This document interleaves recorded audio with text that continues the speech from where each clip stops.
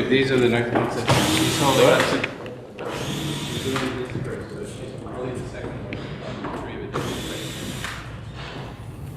Cette œuvre de Maria Teresa Alves, un diptyque photographique intitulé Tête équitable, est réalisée en 2007 dans un contexte très polémique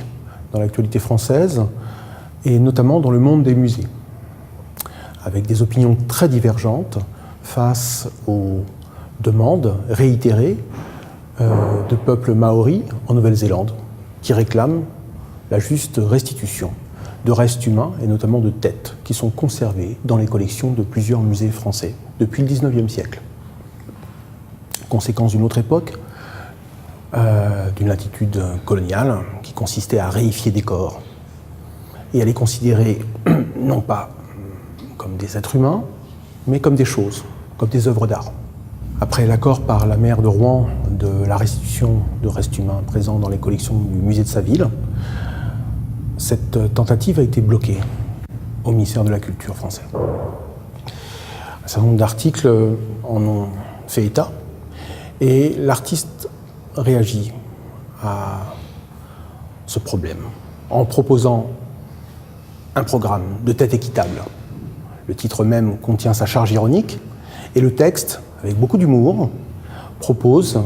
en l'inscrivant sur la peau, comme un tatouage sur l'épiderme, en proposant aux citoyens français et des autres pays européens ayant les mêmes pratiques muséales, de considération de leur patrimoine comme inaliénable, quand bien même il s'agirait de restes qui nécessitent légitimement de recevoir un dernier hommage par leur peuple. L'artiste propose un échange